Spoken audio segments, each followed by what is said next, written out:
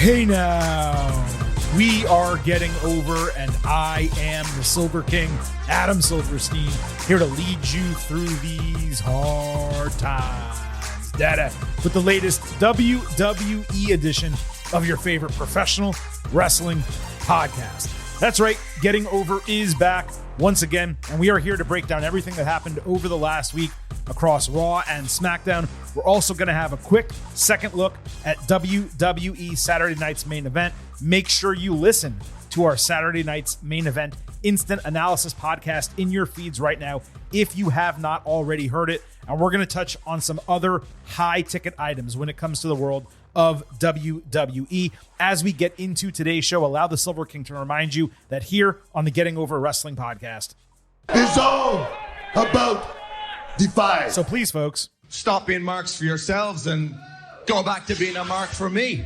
Go back to being marks for the Silver King, Vintage, and Getting Over. Head over to Apple Podcasts and Spotify. Leave a 5-star rating on Apple. Take a little extra time. Leave a 5-star written review. If you do, we will read it live right here on the show. We have so much to discuss as we get into this edition of the Getting Over Wrestling podcast. But Chris, allow me to welcome in, by the way, Vintage Chris Vanini to the program. I figured off the top, we'll take an extremely quick second look at WWE Saturday Night's Main Event. Did you have an opportunity to either watch it over or think it over a little bit coming out of the show?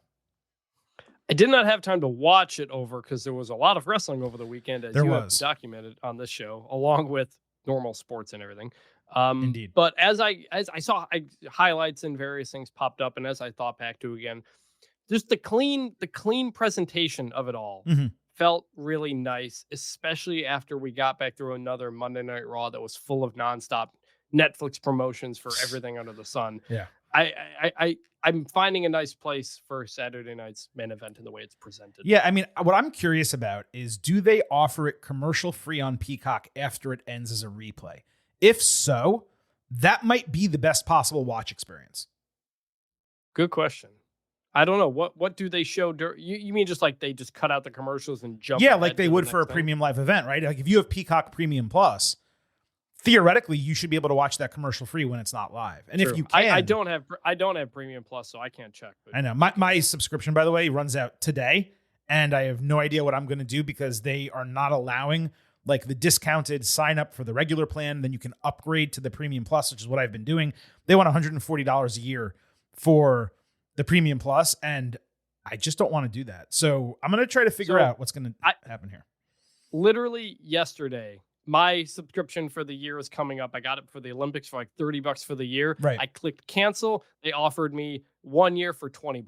So I was like, okay, I'm just going to re-up it again. I was always going to re-up it, but when you threaten to cancel, you usually get a better deal. But that's not Premium Plus without ads. Exactly. It's just the ad version. So I was also on the $20 plan, but I was paying $6 a month to upgrade to commercial free because I actually watch Peacock, a lot of other shows on there outside of just WWE. So for me, that was valuable to not have to sit through commercials.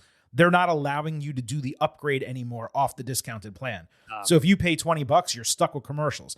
There's no discount for the Premium Plus right now. That's what I'm trying to figure out. How can I get best of both worlds? And I don't know that I can. There have been a few of you who have reached out. Silver King, you got to get a VPN, go on Netflix, do everything there. I got to tell you, I'm leaning towards it. So that might actually happen. In terms of Saturday night's main event, getting back to that and getting back to the wrestling that we're here to talk about, I'm not sure I've ever had to make more match grade corrections coming out of watching a show. I suppose watching live, I gave some allowance to the commercial breaks. The matches didn't necessarily deserve them, but I do have some corrections to make. 3 matches I'm not changing. John Cena, R-Truth, non-title, 2.5 stars C. World Championship, Jey Uso and Logan Paul, 3 stars B-. That's what I was. CM Punk and Sami Zayn against Seth Rollins and Bronson Reed, 3.75 stars B+. I'm staying with those. I don't even have additional takes for those matches. Damian Priest and Drew McIntyre inside a steel cage. I'm downgrading that to 3.5 stars and a B. I did rewatch this match. It's rare that I do something like this beyond a quarter star in either direction. I was just wrong on this one. It was good, but it was completely unspectacular for a cage match, particularly as a feud ender. And the finish deserved a quarter star downgrade on its own. So I went down for that. And lastly, the Women's U.S. Championship, Zelina Vega and Chelsea Green. First of all, I did not realize this only went 5 minutes. Like I said, Saturday night, I was distracted by the Bronson Reed return. Also, commercial breaks kind of threw me for a loop. but this was easily the down point of the entire show. It felt forced onto the card.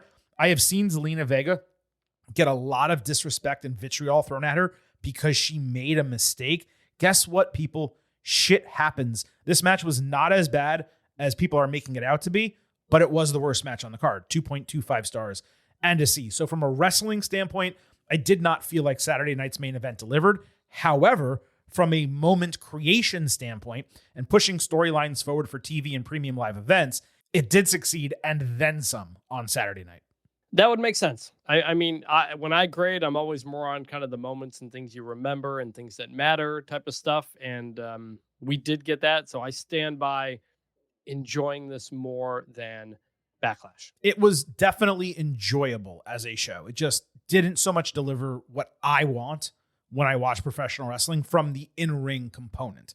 And that's when you try to put 5 matches on a 2-hour broadcast show with commercials, and you're doing the same number of matches on Backlash, which is 3 hours. And yes, there are commercials, but they're not during matches. It's just a completely different feel. So I thought Backlash was better head to head, but I nevertheless enjoyed both, just to different levels and different degrees. Now, we have a ton of show left. The main event, the good, the bad, and the ugly, covering everything from Raw and SmackDown. Both of those are coming up. But I'm afraid I've got some news. And I'm actually afraid we got a lot of news. So an item from last week that we did not get a chance to discuss, you and I, Chris. WWE has pulled WrestleMania 42 out of New Orleans, which marks the second year in a row that a city was either announced for WrestleMania or internally they expected to get it, only for WWE to change its mind. It was Minneapolis for WrestleMania 41. So they and New Orleans have effectively been screwed back to back. Now, WWE is trying to placate New Orleans, similar to how they placated Minneapolis by giving them a 2-night SummerSlam. With New Orleans, they're getting Money in the Bank 2026 and the promise for a future WrestleMania. But given the way WWE has handled these WrestleMania bookings of late, I'm not sure New Orleans can rely on that promise.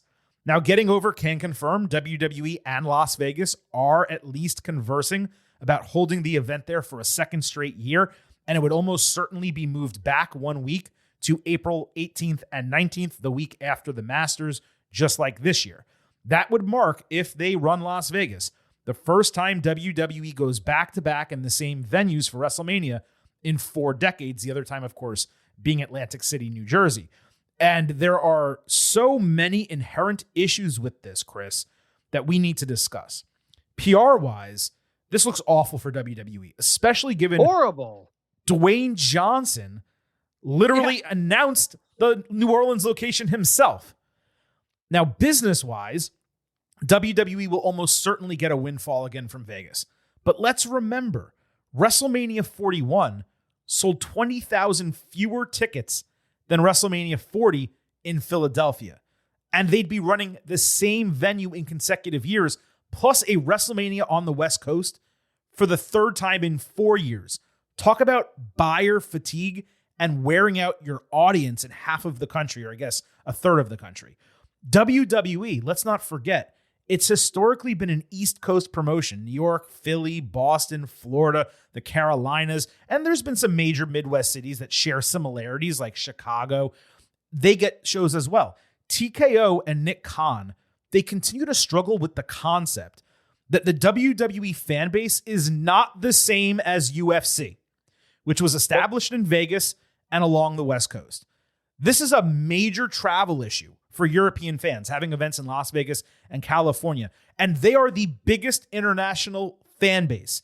It's going to make WrestleMania 42 a non-starter for them and many people from the East Coast as well, when you consider the cost of tickets, flights, hotels. There's a huge difference driving from Boston to New Jersey for WrestleMania or a short flight to Chicago than there is going entirely across the country to Las Vegas and needing to pay for the expensive tickets, the flights, the hotels, just existing in the city for a week. So, Chris, there's no question that the short-term financial gain is going to be greater for WWE. Vegas is going to pony up sick money, and they're going to get paid. But longer term, just like we discussed with the Netflix deal and some other decisions that WWE has made of late, it sure feels as if the heels of the returns are going to be diminished, like what's happening in the future. And that's not even taking into consideration the aesthetic failure of WrestleMania losing luster when you're basically doing casino shit 2 years in a row. WrestleMania is WWE's biggest event. It's the Super Bowl. Running it in the same place every year, it is crazy. And it's an unforced error when you think long term. If WWE wanted to grant residency to a show, they could literally do it with SummerSlam. They had it in Los Angeles all those years consecutively. They moved it to Brooklyn for all those years consecutively. UFC currently does International Fight Week in Vegas every July. WWE could theoretically do SummerSlam every August or most August in Las Vegas if they wanted to. I just do not understand this decision, Chris, outside the vacuum of the bottom line is going to be greater in 2026. Well, not only is the travel more difficult for a lot of people, but a lot of people who made the trip last year or this year probably won't do it 2 years in a row because they've already done it. Exactly. If you live in France, well, I did the Vegas trip. Do I want to do it 2 years in a row? Probably not. So I'm very curious what ticket sales are going to be. I also think it very much depends on how good the booking is and whether or not the Rock messes it up again, because the intensity was much higher going into WrestleMania 40, but also it was a lot easier for the majority of your fans to get there from the Northeast. I need to know how this happened. Like how a company like WWE has The Rock announce New Orleans when it's not done and then changing that.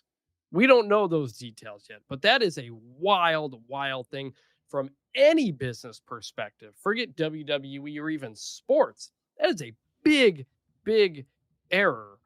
And Triple H in that video looked like he was reading a hostage video or something like that. This was not the typical Triple H, knows how to talk in front of a camera and cut a promo. He did not look like he was having a lot of fun saying this or even trying to spin it as best as he could. So this is very much obviously something that comes with new leadership in a company that is looking at certain things over another. But any hope or idea that WWE is going to become a Vegas-based company like UFC, I think is out of their mind. Yeah.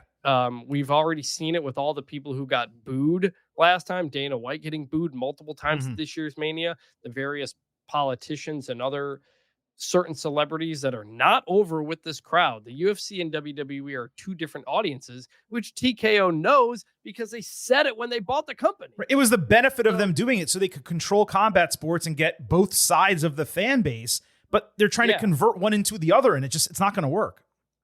So, I mean, this is such an incredible letdown, and it's such a short-term understanding of what fans actually want and appreciate, and follows the larger track in all of sports, which is short-term money over long-term fan loyalty. So It sucks. You're right. It is a trend in all of sports these days, but you would think with so many WWE people still being there, there'd be some smarter voices in the room. What you said about Triple H looking like he was reading a hostage statement. I mean, that's exactly what it looked like. It was the most unnatural he has ever been speaking.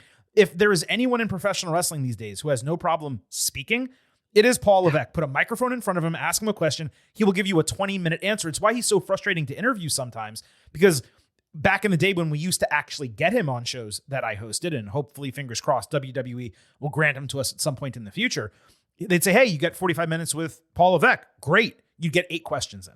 You get 45 minutes with someone else, you're asking 20 questions. And so when you put him in front of a camera, and he's like a green screen background, and he's just reading a prepared statement. I think he was at the arena. No, he was. At the arena. He was, but I'm just saying it kind of came across as if it was a green screen background. It was like a furniture type of background, just like a standard type of thing. And you have him reading that statement. You're just like, oh my God, he doesn't want to be there. Or even if it wasn't that, it was like they realized the backlash was so swift that they just needed to write a statement and have him read it and get it out on social media as soon as possible. So it was one of the two. But you asked, how does this happen? I'll tell you exactly how it happens.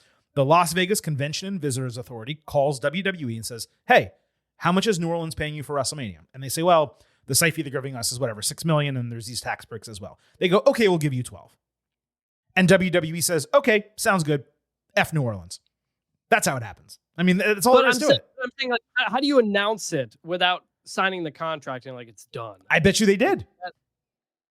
Well, if they sign the contract and WWE reneges on the contract, that's a whole other. But legal yeah, issue. but if you're New Orleans though, you want them back to your city, so your hands are tied. You're just like, well, okay, if we don't like this, if this is what you guys are going to do, but you got to give us something, and that's probably why they got Money in the Bank for free, I would guess, and then a future WrestleMania at the agreed upon rate would be my presumption. It's interesting though because New Orleans has been getting a lot of big events. Like they just had the Super Bowl. I was again. there. Yeah.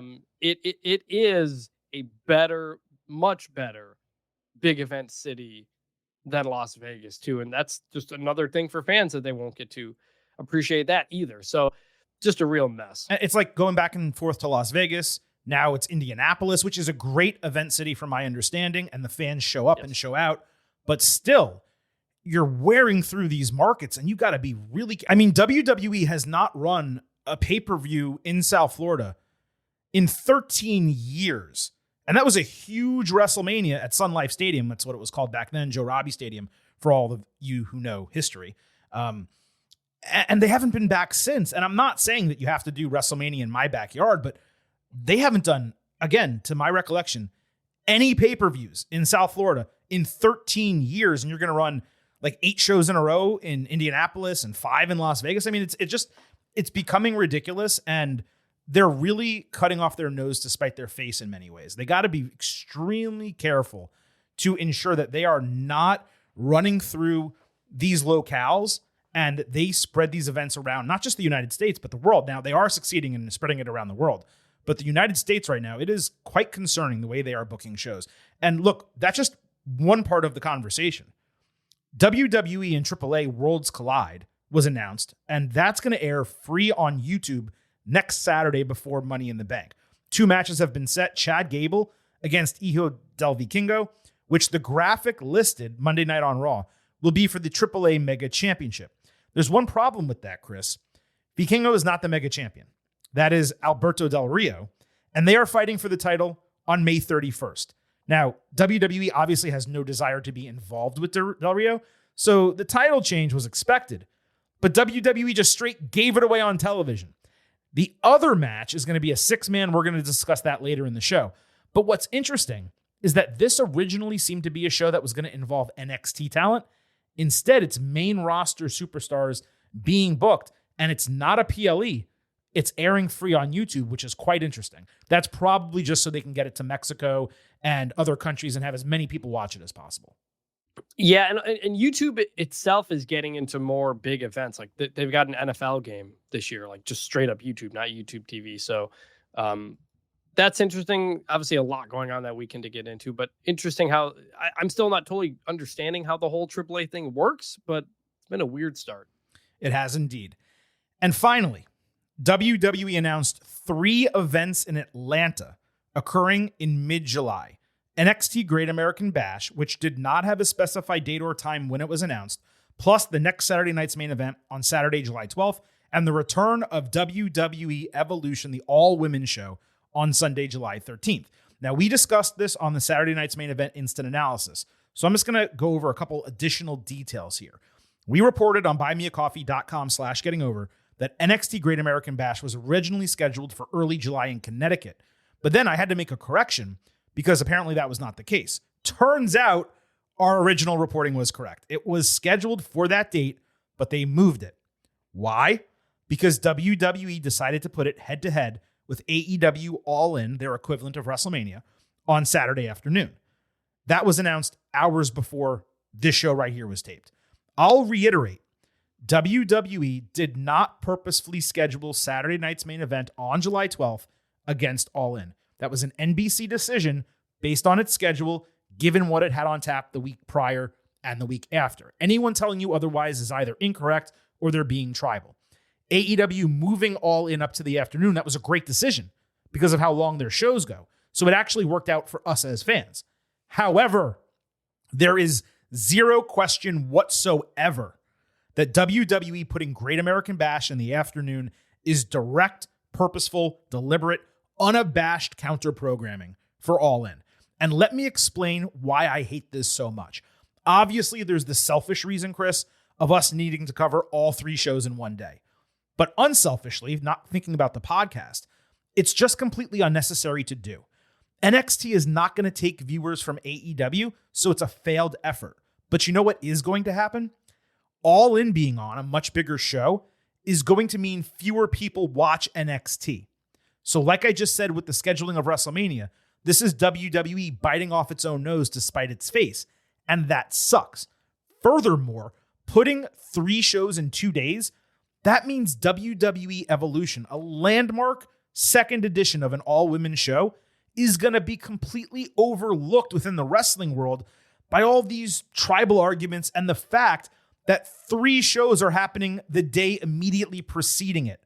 WWE is not putting Evolution in the best position to succeed because even beyond the fatigue factor, Evolution in Atlanta, Chris, is going to be going head-to-head with Beyonce. You know, a top 2 female music artist in the entire world right now. So WWE is putting an all-women show against Beyonce in the same city at the same time on the same date, which feels like a ridiculously unforced error. So yeah, I get WWE wanting to snuff out competition, but shit, there are better ways to do it than sacrificing NXT and putting Evolution in a totally unenviable position. What is clear about this TKO ownership is they just effing do stuff. They gotta hire some like business intelligence people soon because it is one mistake after another at this point. Well, and all of this impacts me because I'm going to All In. It's here in my backyard, so I'm not going to see any of the other stuff on Saturday and won't be able to be part of the however many podcasts you end up doing. Well, you'll be part of the All In podcast. I mean, but yeah, the other one. No. Yes, but I got to drive an hour and a half home for that too. So it's too much, man. Like, I think we said this on the last show too, but WWE like jam packing these weekends together to try to pull every last dollar of fans that come in. It's like, I get it for Mania, but you're doing this like every month now. They did the Tampa thing. They're doing the LA one. Now we're doing an Atlanta one. And it's like, guys, you're oversaturating your fans. It's going to cause problems, I think, very soon. I'm so glad you mentioned that because that was the last topic I wanted to discuss. So this is 3 more specials jammed into this extremely tight window. I had to break out my calendar before the show and do some new math on what Paul Levesque is being faced with from a booking perspective, because I guarantee you he is not the person scheduling all these events in such a short order. Check out what this dude has to go up against now. May 10th was Backlash. 2 weeks after that, we just came out of the weekend, May 24th and 25th, Saturday night's main event, and Battleground. 2 weeks from now, Worlds Collide and Money in the Bank on June 7th. 3 weeks after that, Night of Champions on June 28th. 2 weeks after that, Great American Bash, Saturday night's main event, Evolution. So if we take out NXT, because those are different people and they're booked differently, for the main roster, that is 7 events in 65 days, 1 every 9 days, plus 5.5 hours of TV each of those weeks. WWE back in the day, they used to max run 3 events in 65 days, and that was stretching it. This is 7, Chris. 7. And that's with only 3 weeks to build to a 2-night SummerSlam after those 65 days are over. This is nonsensical. I have never seen or considered anything like this before. It is way too much for fans to keep up with, and it is clear to what you just said. They are trying to oversaturate the market, similar to what UFC used to do. And the product became worse at UFC. Fans started tuning out of UFC. And I am immensely concerned that the same is about to happen to WWE. It's like we are hotter than we've ever been before. So let's take every single dollar out of our fans that we can. And at the end, you're going to leave husks. You're going to say, people, I can't afford this anymore. I can't dedicate this much time to watching the product in a given week. I have no idea if it's Nick Khan, if it's some money people, if it's, I don't know. But whoever's making these decisions, they got to have their head examined. This is ridiculous. And they're trying to cram it all in before football season too.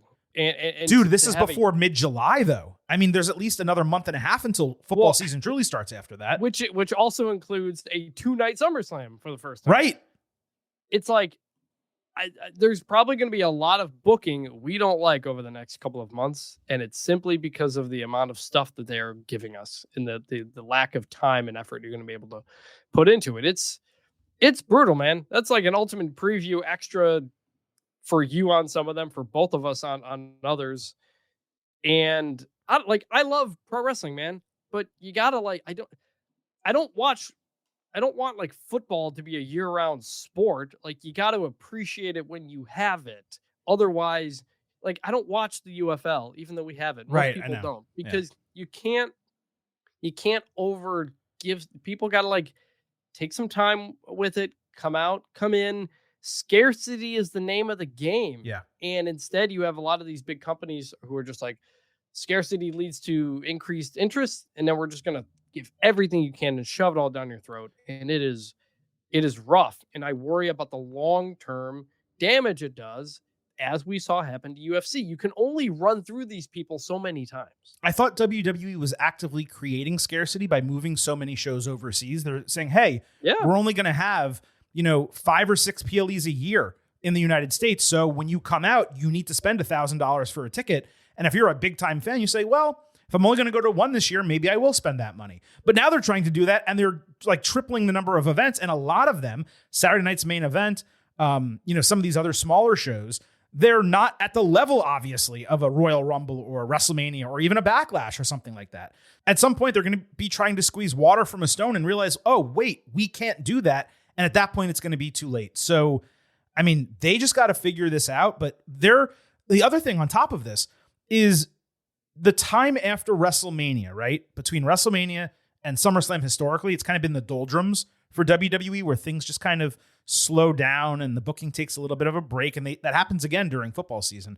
But it's usually the slowest part. They're jamming all this content in during one of the slowest parts of the entire year for the company. If you were doing event after event on the road to WrestleMania because you're trying to build interest for that show, I could perhaps understand it, but not in May and June and July. I mean, it's ill-timed is really what I'm trying to say. Now, Chris, we got plenty of show left here. Before we get into all of it, I am not sure what has gotten into creative of late, but SmackDown was a banger for the second straight week. It was definitely the best back-to-back shows, top to bottom, we've had on Friday night. I would probably say all year, definitely in a long time. Raw on Monday night, I felt it was more formulaic comparatively, but still a strong, entertaining show overall. Yes, I would agree. They figured out how to basically giving people more time to wrestle on SmackDown is turning out to be a pretty good plan. It is. And really both shows, right? They've decided to allow the wrestlers to put on bangers, and it's working. Who would have thunk? On a wrestling show. Exactly. All right. Tons to talk about from Raw and SmackDown. We're going to get into all of it momentarily. First, the Silver King needs to remind you to subscribe to us on YouTube at Getting Overcast.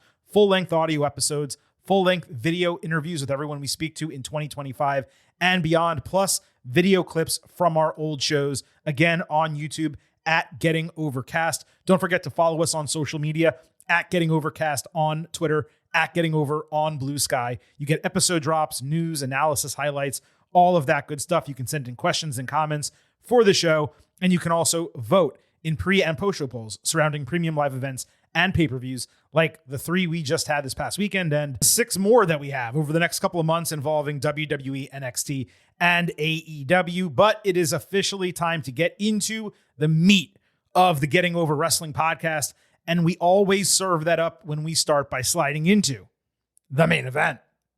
This is the main event. Seth Rollins opened Raw getting serenaded with Bronson Reed in tow. Reed and Braun Breaker were dressed similarly in all black suits and sunglasses. Paul Heyman called Breaker an attack dog, the key to the future of WWE, and a badass in a true bloodline of badasses, of course, referring to the Steiners. He countered CM Punk chants by saying Reed is the reason Punk is not there. And Paul explained what I did on the instant analysis about Bronson attacking Seth because WWE refused to book him against top talent, noting how he beat Rollins worse than anyone before. Heyman praised Rollins for his generosity, sacrificing his ego, and being willing to platform Reed despite the attack. He had a great nickname for Rollins, the epitome of epiphany, and he told fans to acknowledge him, which got great heat, of course. Roman Reigns' chants immediately followed that. Rollins did an excellent job eliciting boos, saying this was his vision. They're going to achieve it through complete power. Fans chanted, "You sold out." So Seth is like, what the F are you talking about? Which, yeah. Thank you. What a dumb chant. To whom did he sell out? 20% chanted F you Rollins. That allowed him to call them hypocrites for serenading him not even 10 minutes earlier, but now cursing at him. Then he got back on track saying power is wielded through championships and the Money in the Bank briefcase. No one will be able to stop him once he wins it. This was a tremendous opening segment from Rollins and Heyman. Expert level promo work from both of them. They drew heat on a faction that fans genuinely want to cheer, given they like each of the members individually. What works so well about this group is that Reed and Breaker, they're not lackeys or muscle for Rollins. They're two men who Rollins is actively going to help become the future of the company. There's no weak link in the group. Now, they're certainly behind him in the pecking order right now, but they're not being treated like other guys there to create a numbers game. And that's what's so important when establishing the dominance they're trying to establish in kayfabe. The lone miss here was Rollins not stating a faction name. It was the perfect opportunity to say, we are blank and we will control the power in WWE. I'm not sure why there's such a delay unless there's a trademark issue or something like that. The Vision works perfectly fine as a name for this faction. Just go with it, move on, print the shirts, let's get going. It's been more than a month since WrestleMania and you still don't have a name even now that you're fully a faction. Just lock this up. So that's my only criticism. Other than that, it was a fantastic opener. Yep, we got the explanation on Bronson Reed like we wanted. This was good stuff. I liked the visual of Seth in white and everybody else in black. Makes him stand out as the leader. And just it's all in all a good visual. Everything he said makes sense. Part of the reason, again, that people want to cheer these guys is because of Seth's theme. I still don't love having that everybody sing along song. Kind of like John Cena too. Like when you turn heel, you should change your music. I've kind of always believed that, even if you're just tweaking it a little bit. Like with Shinsuke Nakamura. Yes, not the current one. The current one's terrible. They did the guitar theme and then they did this one. Yes. I still like the current one, but sure. Yes, I hate the current one so much. But I also got a Twitter DM from Daniel Levine or Levine, who was defending me from when I said last week that having Braun and Bronson in the same thing could be a little bit confusing. And he went on to point out that I believe this is in the Saturday Night Main Event show. He says that at the 31:45 mark, you said it was Punk and Zayn versus Seth Rollins and Bronson Reed, meaning we got confused on them. I'm sure. He says you can tell him to be like Pat McAfee and just call Bronson Brunson to not confuse them moving forward. But you're catching yourself. You're saying Reed and Breaker. We're going with Reed and Breaker. You have It's to. going to take an adjustment. You have to do it. You have to. But no, it was good. It was good. Unless you're going to call him Son and Braun. I mean, that doesn't really work. So I don't think he defended you. I don't think I criticized. I mean, maybe I did. It's very possible I did. I don't think I criticized you saying that the names would get confusing, because the whole point I made on that show was that they should add Matt Riddle and they should bring back Braun Strowman so they could be Braun, and Bronson. So that I was making fun of it. So, yes. I mean, maybe I criticized you, but I really don't think I did. Your point was apt, certainly. But I didn't remember or realize that I said Bronson Reed when saying who was in the match, when that wasn't even introduced yet. It was Braun Breaker in the match. So yeah, I didn't either. I didn't go back and check. But you had the timestamp. So doesn't sound. I'm not saying he's wrong. It just doesn't completely sound like me. But anyway, this was a great opening segment to Raw on Monday night. It continued, of course, throughout the rest of the show. Sami Zayn ranted about that segment backstage when Jey Uso calmed him down, saying they need to be smart and methodical to ensure the heels don't get the power. Jey promised to get Sami's back in his Money in the Bank qualifier in case they happen to try anything. He later came out for a promo promising that John Cena and Logan Paul would be yeeted on. PG, brother. Before Gunther quickly interrupted, actually complimenting Jey for retaining his title, doing what's necessary to carry the championship, and even having his friends' backs. But Gunther said champions need only be concerned with themselves, and Jey is not smart enough to understand that, so he'll be taking the title from him in 2 weeks to relieve him of his burden. Jey quieted the crowd from accent eating, and it actually worked for the first time. They didn't do it. He said he's tired of basically everything Gunther said, But then, with the crowd quiet, in silence, listening to him, he completely lost his place for a good 30 seconds that, honestly, it was agonizing. It felt like 30 minutes. And frankly, he was awful the rest of the segment. He said what he fights for is more important than Gunther, and he'll tap Gunther out again. There was definitely something Jey was supposed to say that was going to serve as the capstone for the segment, and we just didn't get that. This was not only boilerplate, it was repetitive and disappointing. And that speaks to this match being run back at all. Why? What's the purpose? I continue to believe the sole reason this is happening is to create a cash-in, whether a successful one or a tease that excuses the result and throws out the match. If this segment was later in the show, it would have gotten a bad. It just did not work at all. How has this not advanced? Why are they saying the exact same shit that they were in January and February, I guess technically February, through April, with the only difference being that Jey is actually holding the title now? The only positive part of this entire segment was when Jey was walking down out of the crowd and he was eating with the kids. He saw a little girl and he grabbed her shirt and he pulls her into the aisle and she starts yeeting with him. And it was not a planted fan like some of the other ones, or a prearranged, I should say, fan, like some of the other ones. Her face lit up to such a degree that Jey Uso in that moment made a WWE fan for life. After that, frankly, this was the worst part of Raw. Well, other than the screeching fan who just would not shut up all show. But as a segment, I thought this was the worst part of Raw on Monday night. Yeah, I'm going to give it a bad too, just because there's nothing new to it. There's nothing more these guys can say. It's, again, very weird. We're running back the Mania match a couple months later after these guys have already wrestled like 3 or 4 times in a couple months. There's nothing left for these guys to say. I did like Jey saying, people think my days as champ are numbered. Kind of the idea of people think I'm just going to be a transitional champion, which he was with the Intercontinental title. So that's a good thing to acknowledge. But when he lost track of where he was going at the end and then just kind of finished with some catchphrases, it was like, So going to give that a bad. Well, you don't have to give it anything. We're not in the good, the bad, and the ugly. I was just, oh, that's true. I was just pointing out that it would have been a bad, and clearly you agree with me if it wasn't that segment. Yeah. Did you agree also that it was the worst part of Raw, or was there something else perhaps that we're going to talk about later that bothered you more?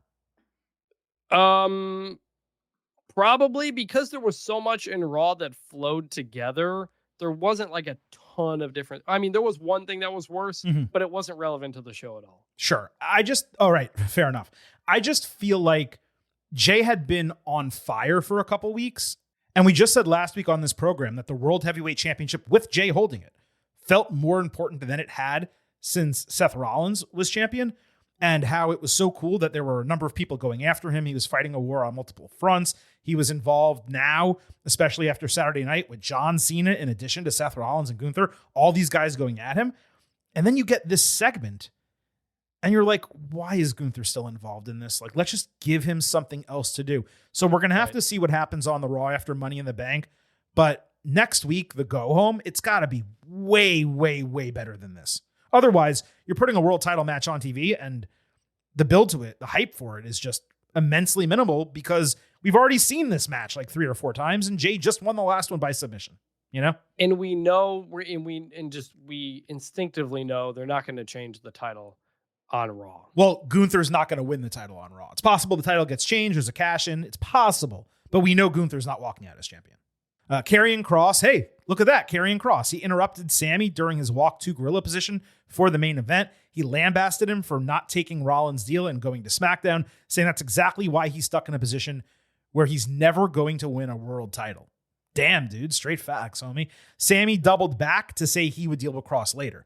I'm glad Kross got on TV, but holy shit, we need more than this. Hopefully after Money in the Bank, Chris, but how long have we been saying? Well, hopefully after this event, we'll see more Karrion Kross, and we still keep seeing him only backstage for 10 to 15 seconds at a time.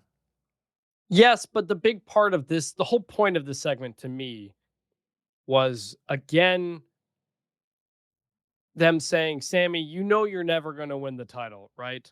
Like, you don't say that. Unless someone's winning. Unless there's some point when Sammy is going to win a world title, which I think seems to be long-term where all of this is going to. So that was, again, kind of, acknowledging that was interesting. And appropriately so, because no matter how he's booked, the man is cheered. Fans absolutely love this guy. He's a legitimate, true babyface. And he is definitely someone who, especially coming out of the Bloodline story, it's always weird to say deserves, especially when it comes to a world championship. There's a lot of people who deserve a singles title, be it an Intercontinental Championship or United States Championship, whatever the case might be. But to say someone deserves a world title, there's very few people where that is legitimate as something to say. For Sami Zayn, it's legitimate, I believe. So we had a Money in the Bank qualifier. We'll discuss many more in the next segment, but this one wrapped up the main event storyline from Raw on Monday night. Rollins, Zayn, and Finn Balor. Just saying those three names, you knew how this match was ending. Sami did a seated springboard moonsault ringside, pointed to the skies for Sabu, which was pretty cool. Then he did a sunset flip Liger bomb onto Rollins. Balor hit his signatures, but Zayn took him down with a superplex before Rollins flew in with a frog splash that Michael Cole called correctly. Rollins hit a pedigree on Balor, with Zayn taking him out of a cover for a crucifix and a false finish. Seth immediately hit Sami with a pedigree himself for another false finish. A great Blue Thunder Bomb stomp, Blue Thunder Bomb counter sequence followed. That led to another false finish. Zayn caught Rollins with an exploder suplex, but Balor interrupted Helluva Kick with a sling blade and shotgun dropkick. Sami goes right into Seth. They both crumple in the corner. He missed coup de grace, took a stomp, but Zayn drilled Rollins with Helluva Kick in the corner, only for Breaker to barely pull him out of the ring and break the count. Jey saved out of the crowd with super kicks. He slugged Seth, only to get speared by Breaker. Bronson ran Sami into the ring post as Dominic Mysterio slid a chair into the ring for Finn. Of course, just like every other time he's done this, he slid it into the middle of the ring. The guy has absolutely no accuracy with his chair slides. Balor reaches for it. Rollins gets up, stomps his head right into the furniture, gets the win over Finn Balor. Just as Rollins was demanding further punishment from his guys, CM Punk's music hit. The group tried to cut him off on the entrance ramp. Punk entered from the crowd, hit go to sleep, and then celebrated among the WWE fans as the sojourn in Tampa officially came to an end. This was an awesome main event that obviously would have been even better without the interference. Rollins winning and Balor getting pinned. It was the obvious outcome from the second the match was announced. And yet at the end, there were a couple great swerves allowing the viewer to believe, even if only for a moment, that Sami or Finn might actually pull this out. Even if I knew in my heart of hearts that Balor would not. Now you may be thinking, wait a minute, Silver King. You said you stopped getting your hopes up from Balor and would no longer let his booking hurt you emotionally. You did. That's true. But Chris and all of you listening, I'm also a New York Knicks fan. And I'm a Miami Dolphins fan. This is what we do. We know our franchises suck, and we tell ourselves not to invest too much because we're just going to be disappointed. And then they tease us like Finn winning last week, and that belief starts creeping in again, only to be snuffed out right away. But trust me, I didn't react to this like I would have a year or two ago. It was fine, and it was understandable, especially given the way it was booked. Balor lost here exactly the same way Damian Priest lost at SummerSlam 2023, and previously how Rhea Ripley lost to Liv Morgan, the misplaced chair slide that has been commonplace in Judgment Day. So that tracked. It feels like Liv Morgan and Dom are on the same page here against Finn. We'll discuss that in our next segment. But moving on from them, this felt like the third week in a row where Punk did not show up until the literal last minute of the show in the main event. And that does work for a big crowd pop, but it inherently affects the quality of the program when he's one of the brand's biggest stars. It's one thing to do it now and again. Every week gets frustrating because the show would be better off with the star power across 2.5 hours as opposed to in the final 2 minutes. Hopefully we get to see plenty of Punk involved next week. The other minor issue I had, this is the first night Rollins' crew was fully formed. They really should have ended the show on top. They're a strong trio.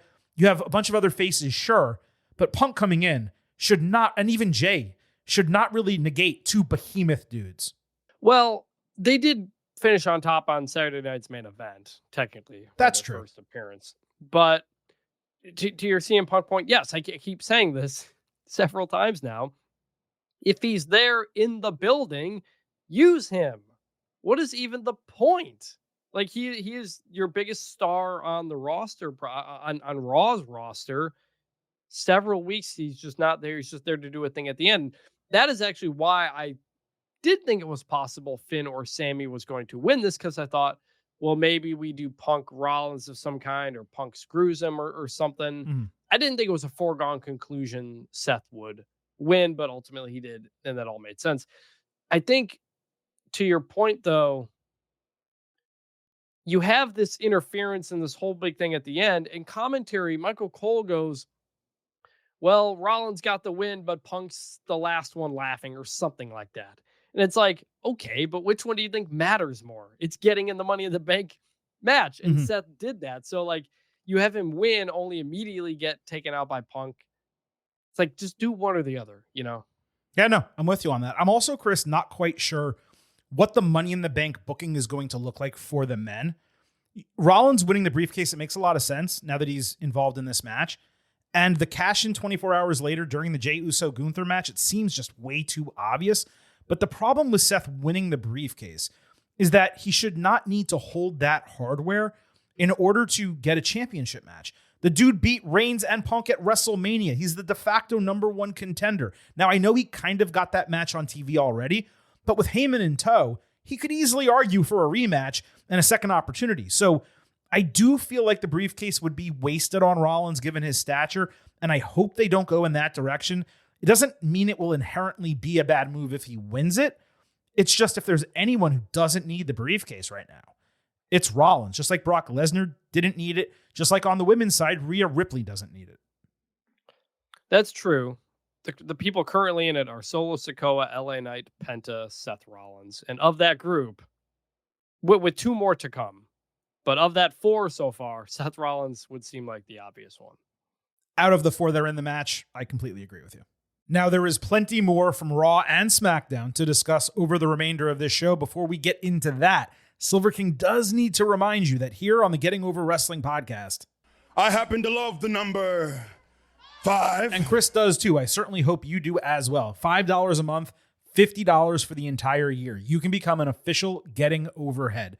Just visit buymeacoffee.com/gettingover. Sign up. You'll get bonus audio, the fastest 5 minutes in professional wrestling, instant reactions to every major TV show, and exclusive news analysis posts every week. We mentioned a couple of those earlier in this show. You can get them as well weekly by signing up at buymeacoffee.com/gettingover and financially supporting the continuation of this ad-free professional wrestling podcast. Now, as I mentioned, there is still a ton from Raw and SmackDown to discuss. We're going to get into it right now, covering the good, the bad, and the ugly. Hey, yo. Survey says one more for the good guy. Say hello to the back. Don't sing it. Bring it. Now, a huge portion of this segment is going to be taken up by discussing Money in the Bank qualifiers. Before we get to that, let's wrap up and put a bow on Judgment Day's involvement in Raw Monday night. They were hanging out in their clubhouse when Roxanne Perez came in with a whole tray of chicken nuggets. At least it wasn't in a cardboard box this time. She starts massaging Dominic Mysterio's shoulder just as Liv Morgan walked in saying "Konnichiwa, bitches," which popped me immediately. She was obviously bothered by what Roxy was doing, saying Raquel Rodriguez kept her informed while she was away. Finn Balor had the biggest and funniest shit-eating grin on his face watching this implosion begin. The dude is a straight-up instigator, 380 slug penetrator. If anyone gets that reference, big ups to you. Liv and Raquel came across Io Sky and Kairi Sane later. They shit-talked Kairi losing her qualifier and promised to cash in the briefcase on Io. Morgan wanted to get a qualifier match made for herself, but Sane instead challenged her straight up. Now, the first part of this was great. It would have been even better if Roxy had been involved with them for more than 1 week. Balor was the star of the segment with his reaction. Alleged nuggets, which I didn't technically mention, was the best line. Dominic did a great job getting caught red-handed with another woman's nuggets, and this accomplished a lot in that it showed how Finn may be jealous of Dom being champion, but his real problem remains with Liv as they kind of jockey for that leadership role at the top of the group. This was an easy good, as usual, with the Judgment Day backstage segments. Yeah, it was good. It was funny. I didn't know how long Liv was going to be out when they said she was out shooting a movie. So her coming back, I guess, so quickly was a pleasant surprise. We were hoping as one of the champs, she wouldn't be out too long. But typically in wrestling, when you hear somebody is out filming a movie, that's like weeks or months. It's quite a while. So I think it was a nice surprise of, whoa, she's back, and big pop. And it was fun. Her part in the film, if memory serves, is as a woman who's been kidnapped. I think a daughter who's been kidnapped. And generally, when it's that type of role in a film, you're only in it so much, right? So I think a 2-week shoot for her makes sense. But again, we're going to have to see what the film is and the way it transpired. But congratulations to her getting that done. And she came back and went right back into the ring with Kyrie. She was on top. Kyrie was early in the match, before Liv did a sunset flip powerbomb over the apron, or I should say off the apron outside. Over the apron would have been really impressive. Sane came back with a spear, running basement forearm shiver, basically a phenomenal forearm, and a cross-legged Boston Crab cinched in real deep. Liv caught her with a flying code breaker for a false finish, but Kyrie prevented Oblivion and hit a back elbow. Liv then blocked that and hit a backstabber. They botched an Alabama slam, but went back to it. Sane is simply too small to do that move. She really should not. When Kyrie went for an insane elbow, Roxanne ran down, pushed her off the ropes. Raquel screamed at Roxy. That distracted Liv. It allowed Kyrie to avoid Oblivion and catch her in a really tight rollover for an upset win. Liv later ranted at Roxy backstage after the match. Finn got her back, saying she did nothing wrong. Raquel said Liv would have won if not for Roxy, but Morgan actually put it on Rodriguez. She said, "You're the veteran. You should have known better." Balor again had a huge shit-eating grin on his face, kind of stirring up all the shit and the drama between these women. Now, this match finish would have been a little bit stronger if it went smoother. It was quality overall. Kyrie got a much-needed win after losing her return match last week. And the storytelling with Perez, who did nothing wrong here, along with Rodriguez and Morgan, that played. It was smart as a way to excuse the loss for Liv, who they also probably should have noted had some ring rust after being away for a few weeks, just to kind of sell it. While the match is not exactly gradable due to some of the sloppiness late, and I really wish they had just counted the 1, 2, 3, not repositioned the shoulders, this was good. It was also nice to see the crowd actually pop for Kyrie Sane, not just in the match, but when she beat Liv at the end. There was clear ring rust. I don't love the fact that they did actual roll-ups in consecutive matches on Raw, this being the second, but it was successful overall. Yes, I was going to note that we got some roll-ups on the show, including back-to-back, and so it made it a little bit weird. But overall, it was good. Enjoyed it. Roxanne with Judgment Day is already like interesting. Like, it's just been a couple of days, but it's a new dynamic for a group that had kind of really worn thin. And even if this isn't a long-term thing and we're just kind of going toward the end of the group, it's more interesting with Roxanne in it, and that's a credit to her in the work she's doing. Kyrie, glad she got the win, glad the crowd was into it, and not a ton else, but it was good. If I asked you off the top of your head, Chris, when the last time was that Kyrie Sane won a singles match in WWE? Just curious when you think that might have been. God, I have no idea, because she was with Asuka for a while. She was out for a while. Singles win, I want to say like 2021? Very close. So this marked Kyrie's first singles victory in WWE since July 2020. 5 years ago. Now, to your point, she was in tag teams for a while. She went back to Japan for a bit, left WWE. Still, 5 years. And she had a great reaction after the bell. So she gets the 1, 2, 3, rolls out of the ring. The referee comes out there with her. And she looks up at the referee and she's like, "Did I really win?" Like, she holds up 3 fingers. "Did I really get the 3 count?" And the referee's like, "Yes." And she like smiled and celebrated. It was very cute. So I just wanted to point that out. Let's talk about Money in the Bank and a ton of qualifiers and creative that was built around those 2 matches. Tiffany Stratton opened SmackDown with remixed entrance visuals, much improved, by the way. She looked way more like a star than with the pure Barbie stuff. Stratton bragged about her recent success until Alexa Bliss interrupted, dropping Lily on the stage. And holy shit, they gave Alexa a mic. They let her speak. She went over her accolades for Tiffy's benefit and then called Charlotte Flair a narcissist who she should not have felt bad for after WrestleMania. Bliss told Stratton her downfall will be faster than her rise when Flair interrupted, immediately getting go-away heat before speaking.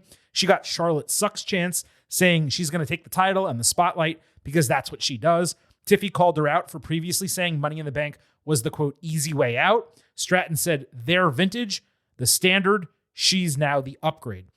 Chris, this was Stratton's best in-ring segment, I want to say, on the main roster. Like, full stop. Thumbs up for that. Bliss getting to cut a promo and show personality finally after 100 days back on the main roster, sharing a little bit of her character, getting a return angle finally. She's a natural on the mic. Thumbs up for that. Flair trying to make this hypocritical, inflated ego character work. Thumbs in the middle for now. It's nowhere near there yet, but I'll give it time. Tiffy getting meaningful last words on 2 future Hall of Famers, and in this segment, looking every bit the star they are on top of everything else, no doubt are good. Yeah, and like you said, my biggest takeaway was that Alexa Bliss got to actually talk for a while in front of a crowd and did very well, as she is, of course, going to do. Please give us more of that because people really like her. She'd been back for so long and we got nothing, and then we got some backstage stuff and just not a ton of letting Alexa Bliss, who has a great connection with the crowd, talk to the crowd in front of the crowd. Thank you. Also, as we discussed, I want to say last week or a couple weeks ago, we asked about Lily, the doll, and we were wondering if that was still a thing. I noticed she comes out with the doll, Lily, at the top of the stage, and then drops it and leaves it there as she walks to the ring. Yeah, so that's what I said. Still kind of part of the gimmick. Yeah, I said that. So coming out of this, we had Flair, Julia, and Zelina Vega. Julia's entrance was fantastic. Every part of it hit. I'd like the Cherry Blossoms to return for her Titantron. WWE should do that, but okay, it's fine. Flair did a flying crossbody with Vega, locking her in a guillotine broken by an arrivederci knee. Charlotte disrespected her competitors before hitting a successful double moonsault on them. Usually, if a heel shows disrespect like that, they miss the move, so I thought that was interesting. Julia locked her in Rings of Saturn briefly before Zelina hit a 619. Flair speared Julia and locked in the figure 4, but Vega broke it with a Meteora, hit Code Red on Julia for a broken fall. She avoided Code Red from Zelina, locking her in the figure 8, but Julia broke it with a coup de grace to Charlotte's knee, and then she hit the Northern Lights bomb to beat Zelina 1-2-3 in her debut match and advanced to Money in the Bank. Strong-ass match, but there was one moment where Julia did like a neck twist on Charlotte, and Flair just didn't do anything. She stood up immediately. That's not no-selling. That's not doing your job. Extremely weird. I know there was no way Julia would pin Flair in her debut, but man, that would have been so much more impactful than beating Vega, which is also problematic given she's the active United States champion. And Chris, I already know you're going to say that you don't like that Vega was even in the match because she's an active singles champion. Normally, I would agree, but the women's roster is only so deep, and triple threats require basically every person in the division being used. So I was okay with her presence, just not really with her getting pinned, unless that directly leads to a title feud after Money in the Bank, which it might. WWE has been really good about that recently. Julia winning her debut, getting to fight on her first PLE, that's huge. It's deserved. Borderline B+ match. Julia is clearly finding herself in WWE, just like Io Sky once did. She's not at the top of her game. I'm confident that will come in time. This was good. You keep preempting things I want to say before I even get to say them. But my first, I'm not going to give you the credit. I'm going to give the credit to Joe Tessador because my first thought when this happens is, why is Zelina out here? And Joe Tessador immediately asks the same thing at the beginning of the match and says, and him and Barrett talk about it, and they say, not only could she win, but winning the briefcase would also keep someone from cashing in on her in her U.S. title. I was like, okay, I buy it. I buy that kayfabe explanation. I like it. So I'm totally fine on that because they explained it in the storyline. It's a little thing like that I really appreciate. The neck thing with Charlotte, I've never seen that move before. There was zero reaction from the crowd, right, and zero reaction from commentary. The camera just cut. I couldn't quite tell what happened. Charlotte kind of sold it and then stood up to set up the next move. So I'm not putting that as much on Charlotte as much on apparently nobody knowing what that is. Well, dude, if she had sold it, then people would have reacted to it. That's the whole point of selling. But I couldn't tell what Julia did. Oh, she just put her feet next to her neck, and moved. The idea was to grip her neck between her feet and twist it, so you're straining the neck, basically. But I could not see that visually. Okay, and no one else had ever seen. We've never seen something like that before, so it was a very weird, just situation. Is all. But other than that, it was good. So Flair later stumbled across Bliss backstage as Alexa was talking to Lily, explaining that it's important to have friends to rely on when things fall apart. Flair asked what she was saying. So Bliss shaded her about not being in Money in the Bank. I'm loving their interactions. It's the freshest stuff that Charlotte has done in probably 5 years, maybe longer. And I couldn't help but think that Tatum Paxley in NXT would be like the perfect friend for Bliss. That's the entirety of Tatum's story right now. Paxley sees Bliss as an idol in real life. They're both dark and twisted. They both want friends but don't have them. Whether that happens or not, this is hitting for me and completely refreshing for Flair. Like I said, they just have to stick with it and follow through. Bonus good. Yeah, I mean, I don't know if I'd say the best thing in 5 years because I couldn't tell you everything. Character-wise, dude, 5 years. What has she done character-wise in the last 5 years since the start of the pandemic? That's been anything but standard Charlotte Flair. I don't have a long enough memory to even remember what she was doing other than her WrestleMania matches, essentially. So it's really, I couldn't tell you, but she's like pulling back a little bit from what she has been. And yes, it's interesting. Yeah. So it's been good. I care about Ashley. I don't care about Charlotte. Not in 2025. And if they can show more Ashley, it's going to be a positive for it. There was a video package building next week's women's qualifier on SmackDown. Naomi said she was undervalued, underappreciated, underestimated. Jade Cargill said Naomi has taken everything away from her over the last few months, and she wouldn't let her take this opportunity as well. Nia Jax was pissed at both of them for ruining her title match last week. Naomi pointed out that both Jade and Nia have taken stuff from her in the past, but it's time for her to take from them. It may sound like I'm exaggerating. This was phenomenal. Like, consider the stark contrast between watching this previewing next week and actually getting hyped for the match, which I was, versus the Flair, Julia, and Zelina match just being announced online and then happening on TV. All three of them, Nia, Jade, and Naomi, had bars. The logic was sound. The match is hype.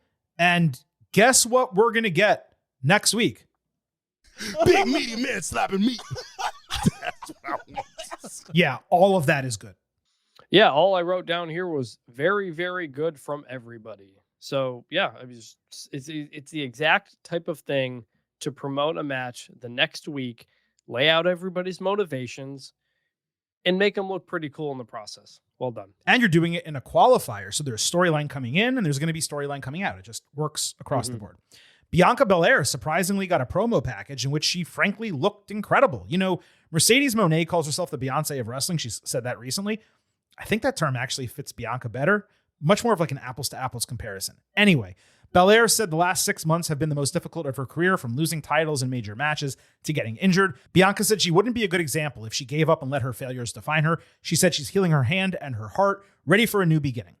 Bianca promised change, saying her best is yet to come.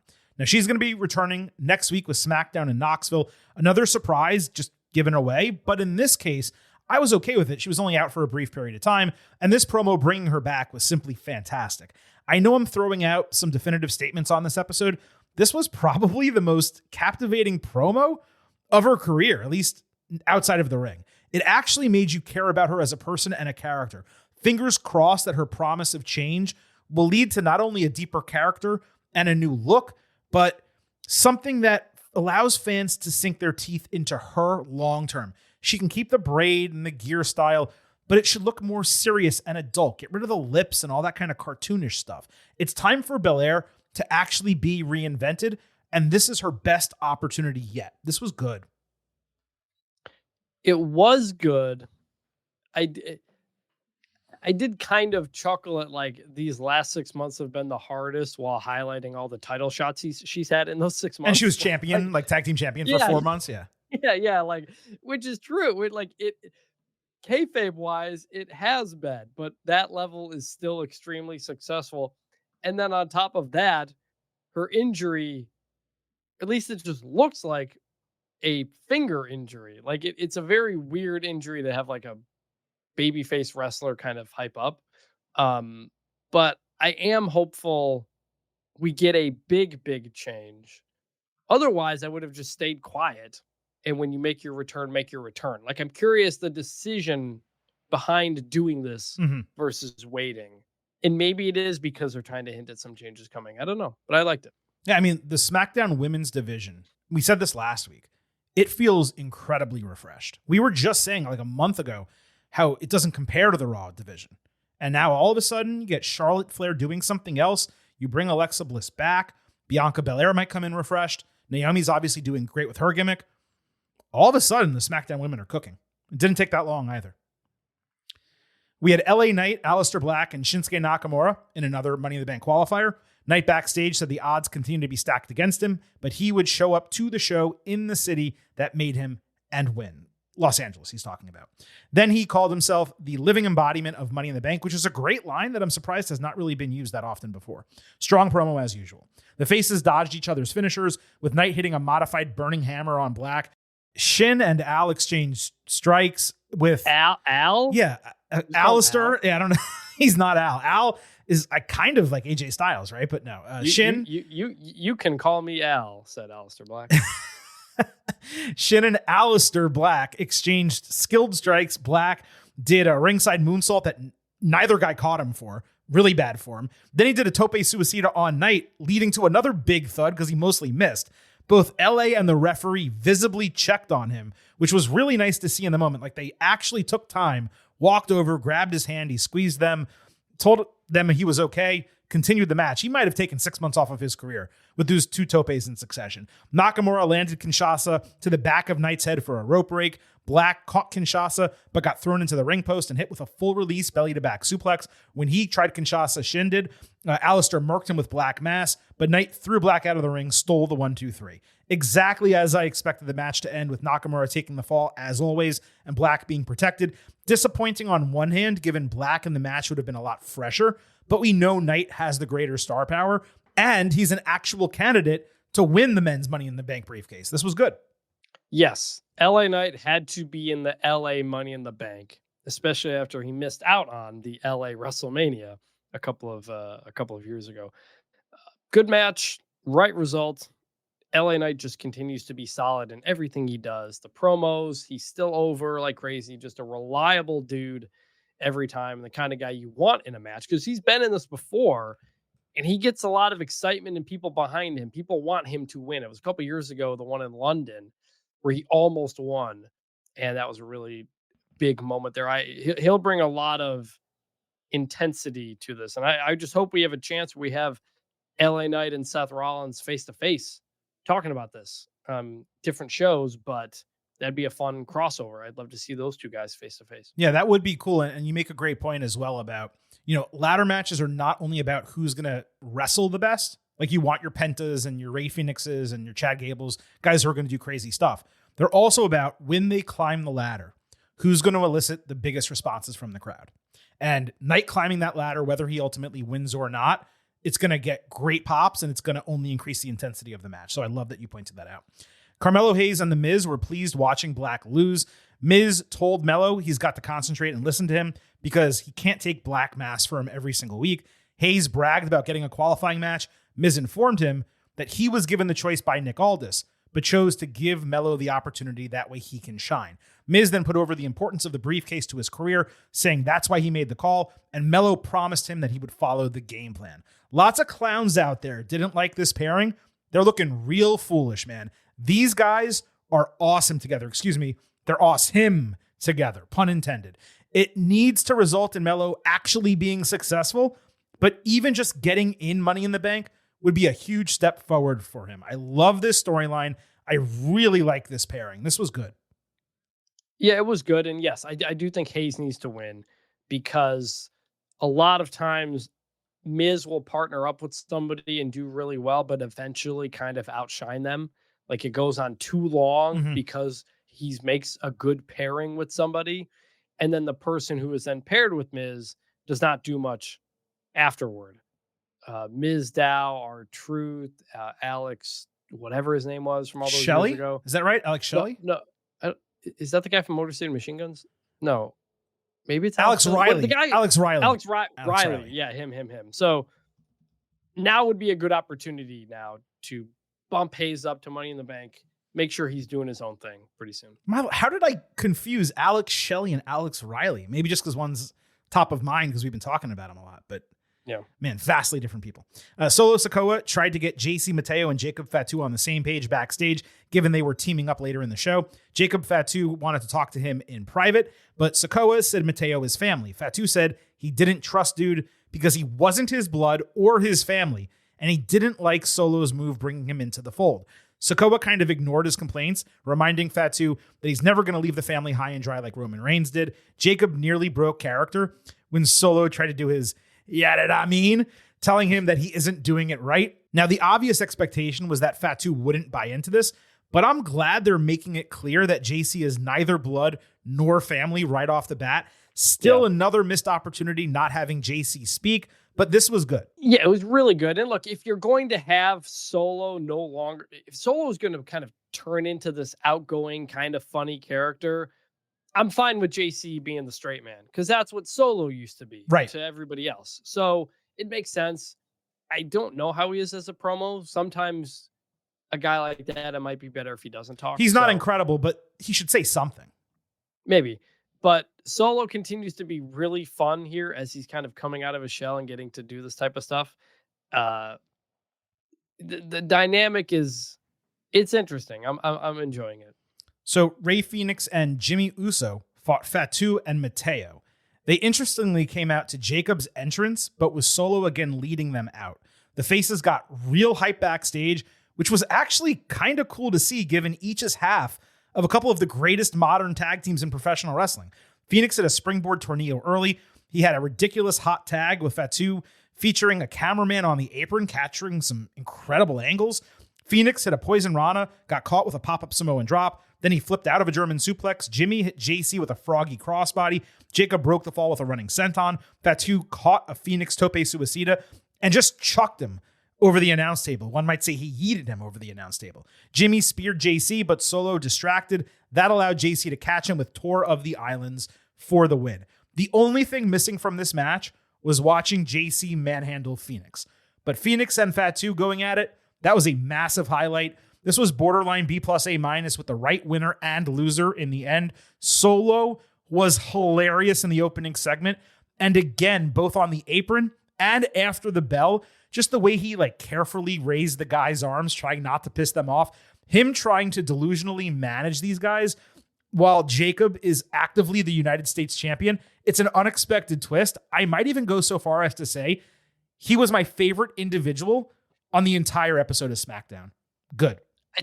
I think I'm enjoying this dynamic more than everything about the new bloodline and everything we went through there was very much like you didn't Solo trying to call himself the tribal chief and you have all the, I like the beginning when they were violent and getting thrown out, but they kind of dropped that after a couple of weeks after the tag team debuted.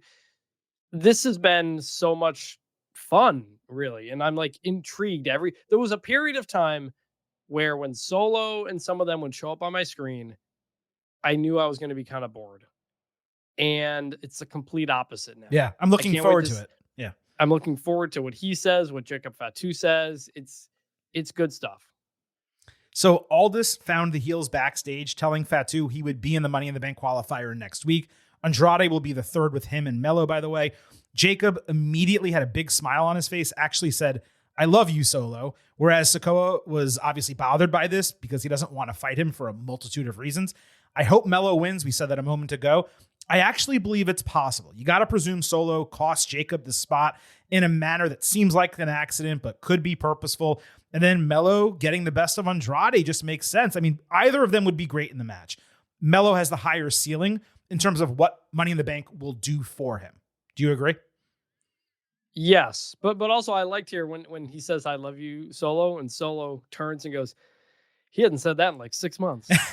That was a great nod too. So yes, I agree on that point. Again, he's the U.S. champion. Like I've said before, I don't love these champions being in Money in the Bank qualifiers or what have you. It's set up for Carmelo Hayes to get something, and I think he should. It's worse for the men than it is the women because the men's division is larger and you can put more people in the qualifiers. Jacob really does not need to be in the match. Zelina kind of did need to be because she's one of the featured stars of the division and there's only so many of them. So that's where I kind of draw a distinction. Last week, Chris, was so weird because Penta teamed with AJ Styles and Phoenix teamed with Jimmy. And both pairings were awesome. Like, if WWE had decided to run them as actual tag teams, I'd be seated for their matches and actually invested in them. The Phoenix and Jimmy energy was shockingly great on Friday, and the Penta Styles duo just worked so well together in the ring. I mean, they're obviously all great tag team wrestlers. I just thought it was crazy how well the four of them fit together with different partners.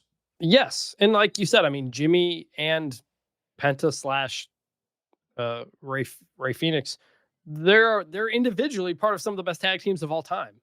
And you just kind of put them together. They know how to do tag team wrestling, and AJ's AJ. So like, yeah, it's been a fun mix of dudes. But just being able to switch partners and have chemistry, like the Phoenix and Jimmy backstage segment should not have been as hype as it was. And yet it was. Yeah. And Penta and Styles for one match together shouldn't have been as great as it was, but it was. So I don't know. It's just really entertaining to see that happen over the last couple of weeks. All right. We had Penta, Dragon Lee, and Chad Gable in another Money in the Bank qualifier on Raw. I could not figure out why Gable was in this instead of El Grande Americano, who's been winning one match after another and actually making an impact in WWE. Meanwhile, Gable's done absolutely nothing. Why WWE would not want a lucha legend at Money in the Bank when they have not yet booked him for Worlds Collide, that was nonsensical. As was Michael Cole suggesting that Gable being in this match meant Americano could not be. What is this dude smoking lately? He thinks they're the same person, can't differentiate a frog splash from an Uso splash. It's getting ridiculous with Cole, but I digress. Gable caught Dragon jumping over the ropes into a perfect suplex bridge. Penta then tried a double move with Dragon on his back, and Chad hooked to his front. Gable literally got dropped on his forehead and face, but it seemed soft enough that he was okay to continue. He immediately waved off the referee. It was absolutely gnarly, though. Not even sure what Penta... It was one of those where, kind of like with the Big E, you wonder if their neck strength, like how much that protected them versus if it was somebody else, because that was really bad. Yeah, I just think it was pure luck that it wasn't a concussion or something like that. It was absolutely gnarly, and I don't even know what Penta was trying to do there. Gable got into it with Vikingo, who was in the front row. Then he avoided Dragon flying with like a shotgun-style tope suicida that absolutely annihilated Penta over the announce table. Gable attacked Vikingo in the crowd. Dragon caught Penta with a Poison Rana, and Gable with a beautiful Liger Bomb. Penta Driver was set up on Dragon, but Gable grabbed Penta around the waist for a two-man stack German suplex. He caught Dragon running at him for an overhead belly-to-belly into the corner, but Vikingo jumped over the barricade, stuck him in the face with his boot, started bleeding immediately. He got caught in a tree of woe on the top rope, and this was legal, by the way, the Vikingo interference, because it was a triple threat match. Dragon hit a hanging double stomp, but as soon as he landed, Penta caught him in a Mexican destroyer. Gable, who got busted open from the stomp, then ate Penta Driver for the 1-2-3. We, the day prior, saw something like 7 hours of professional wrestling between AEW Double or Nothing and NXT Battleground. And forget about WWE Saturday Night's Main Event on Saturday. That just was a non-factor in terms of wrestling. This right here was a top 5 match of the prior 25 hours when it concluded, coming off a Sunday with both of those events. These guys left it all out there. Penta was the obvious and necessary winner, but there were at least 2 occasions when I actually thought Dragon Lee might get the dub, just given the way he was working. And that's why it's such a shame that we rarely see him on TV, because this dude can go, and he has personality, chance to show it. If WWE just tried a little bit harder, he would get over fast with the fans. Penta broke out some cool stuff here. He should never do the gory special Angel's Wings combination again. Way too dangerous. Clearly didn't work. And that's despite him working with 2 talented wrestlers in that spot. The Dragon Tope Suicida, I was straight up insane. Why they didn't replay it during the match, I have no idea. Involving Vikingo made total sense, just given Worlds Collide is coming up. Gable showed out substantially despite taking 3 different bad bumps in the match. The guy is a beast, and Penta was Penta. Outside of that one really bad botch, the huge personalities really made this match. It was an easy good 4.25 stars and an A. Yep, really good. Great match. You laid it all out there. It's funny you thought Dragon Lee was going to win, because you always think he might get something, and he doesn't. But this was an example of why it is worth seeing him more, but I'm not behind thinking he's going to win. Yeah, I think you brought up using him for the El Grande Americano match at WrestleMania. Yeah, he's in the LWO. It would have made sense. It would have been fine. Yeah, but Ray Phoenix, it made more sense for They Ray made the Phoenix right to get decision. that spot. Yes. Yeah.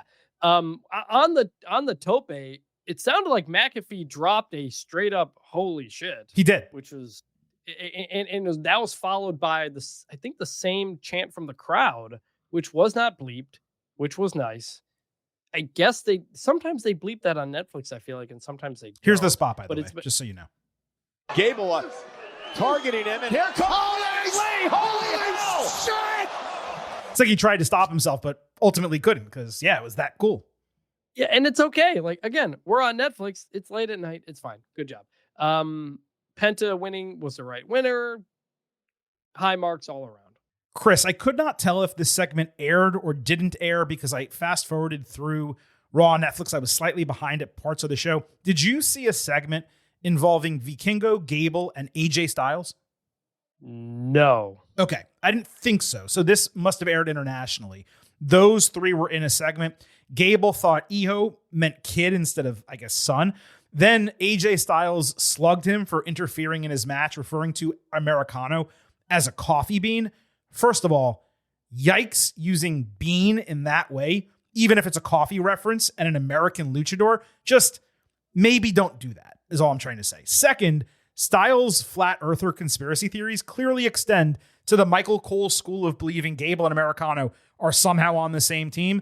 Really strange occurrence that they just can't tell these guys apart from one another. One is a luchador legend. The other guy can't win shit in WWE. It really shouldn't be that difficult to tell them apart. Anyway, we'll move on.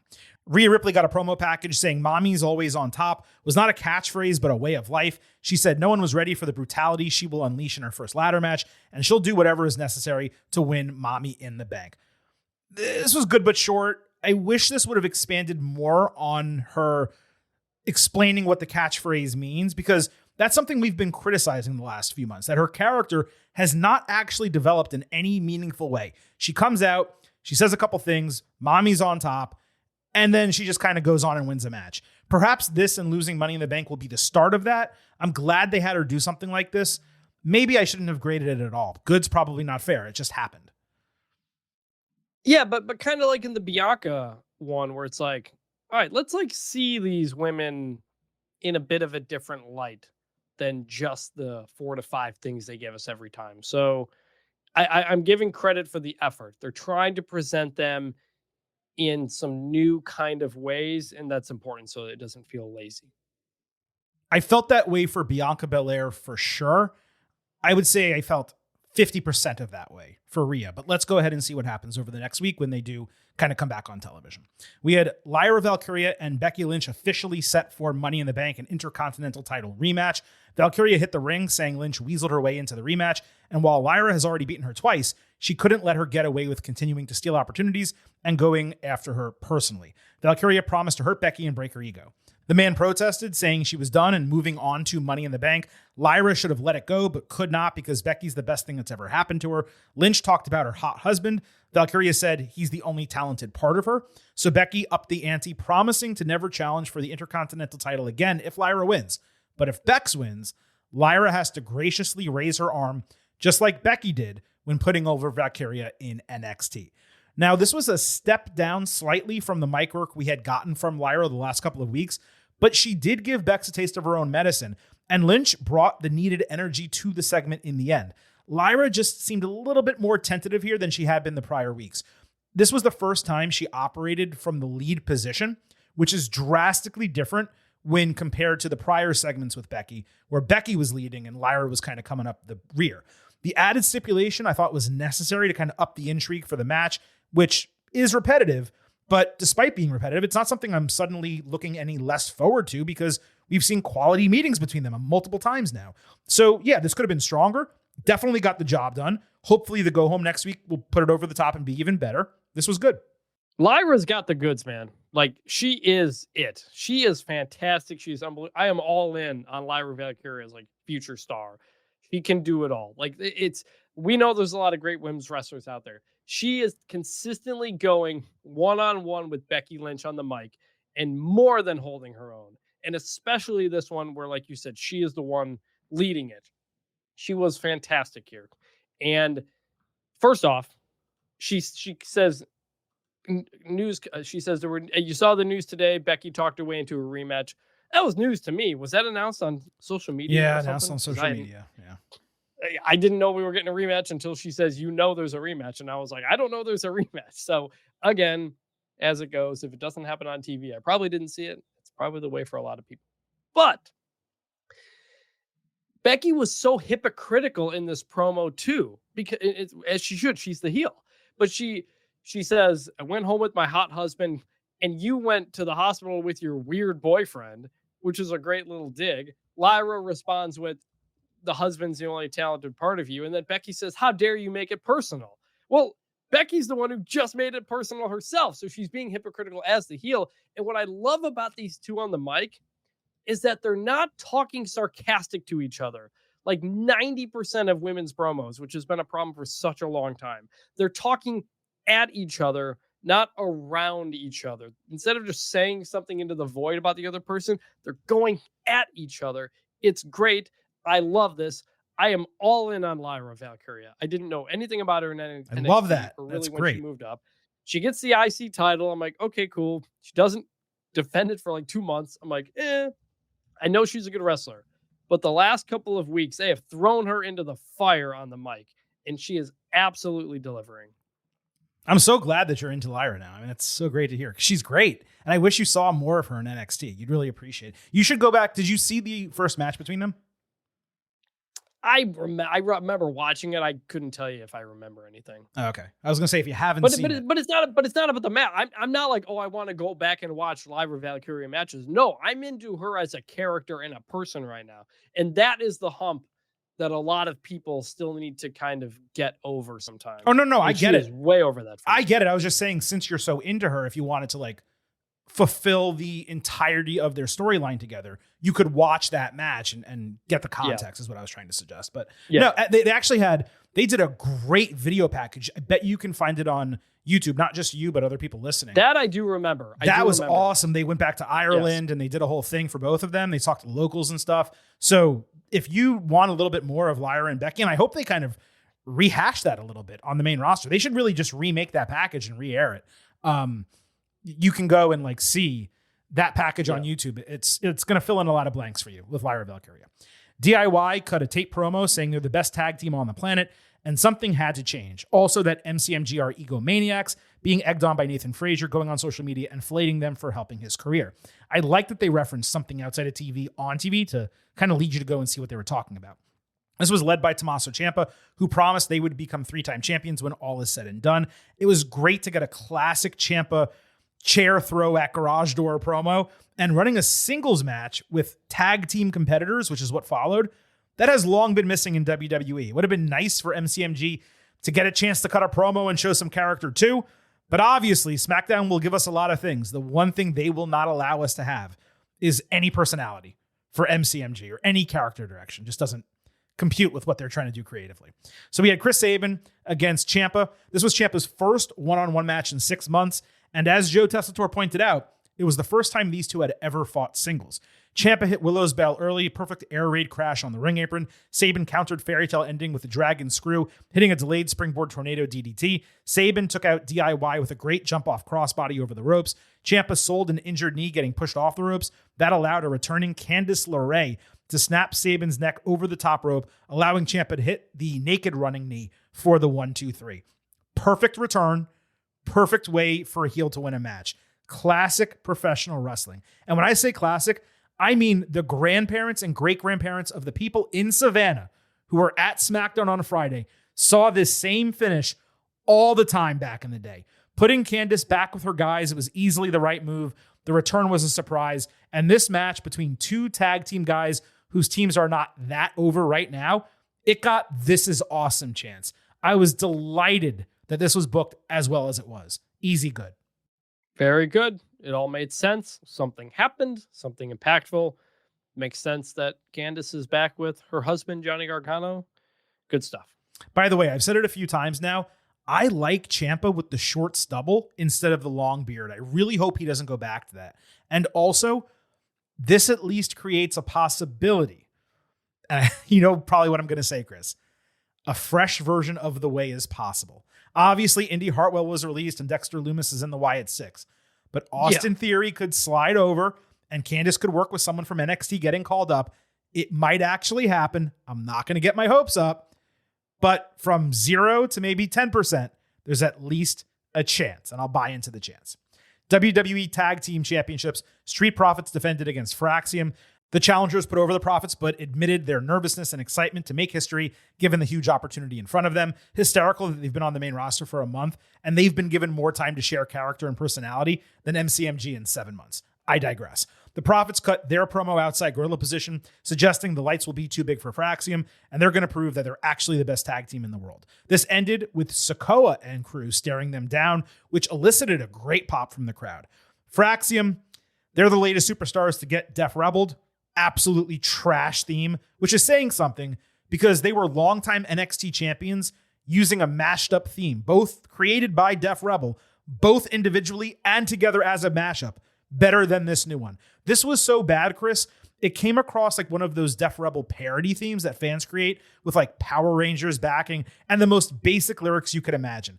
I'm someone who always wants tag teams to have names. They weren't even officially called Fraxium until a couple months ago, along with matching gear and themes. So when they got a new theme, I was like, oh, this is great. But holy shit, was this bad. The only thing I will say is the visual entrance looked awesome. So at least they got that right. But dude, this music was dog shit. So I went back and listened to it. It's like way too corny at the beginning. Like it's pure Power Rangers. If you take out the lyrics of the beginning, like that opening verse or whatever, it's still really bad. I think it's passable.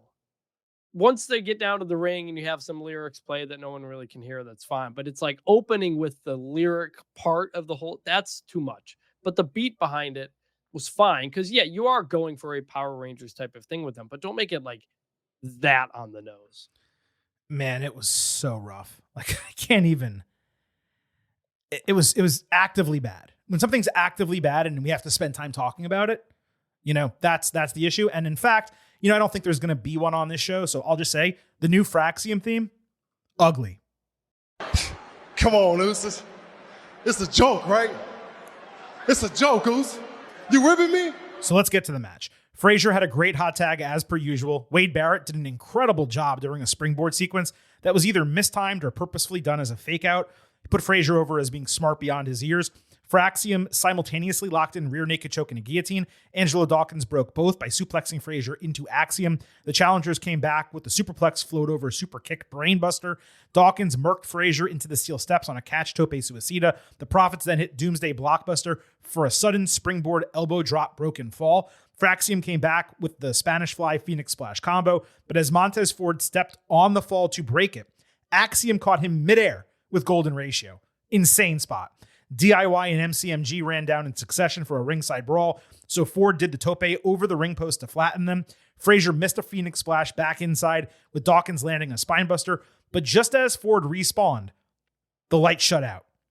When they came back on, the Wyatt Sicks in their entirety were in the ring. Montez literally crossed himself twice on the top rope. The fans were going apeshit. The Sicks obviously destroyed everyone. The chanting was so loud, you couldn't even hear Tessitore. Uncle Howdy took out Frazier with the mandible claw and Gargano with Sister Abigail as the statement maker to end the segment. And this all happened on Bray Wyatt's birthday, May 23rd. The scene with fireflies and such was incredible. And SmackDown ended with Bo Dallas blowing out a candle on a birthday cake, which kind of just gave me chills as I explained it. Obviously, a lot to unpack here. Let's start with the match. Excellent. On its way to a full A, but we didn't even get a finish, so I can't say higher than 4 stars A-. The crowd disappointed early, but over the latter third of this match, they were going crazy.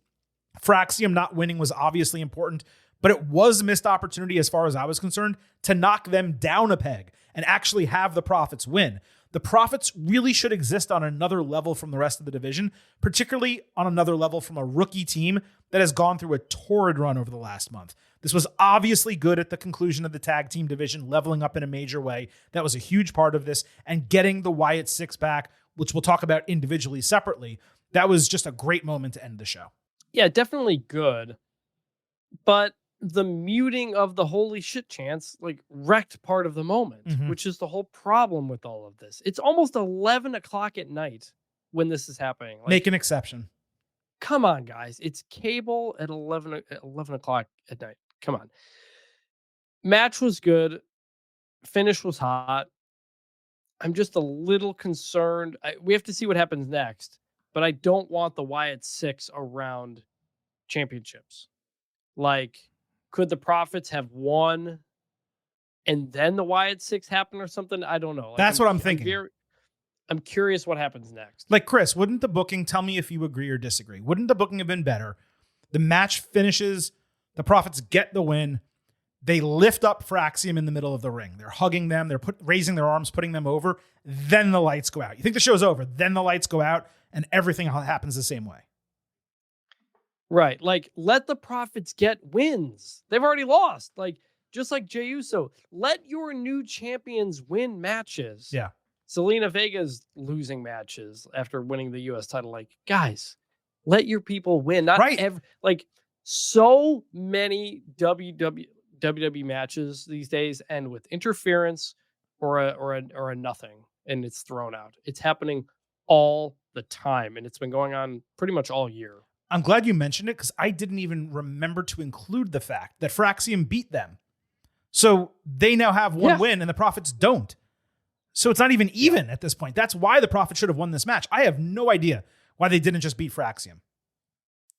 It's crazy. Now, as for the Sicks return, first of all, shout out to Ford for selling it beautifully on the top rope in full view of the cameras and the audience. My man looked like he saw aliens landing for the first time. Doing this on Wyatt's birthday and not ruining the surprise publicly, it made it so much more impactful. This is the first time I can remember that a Wyatt-related debut or return happened without teases, and it completely paid off.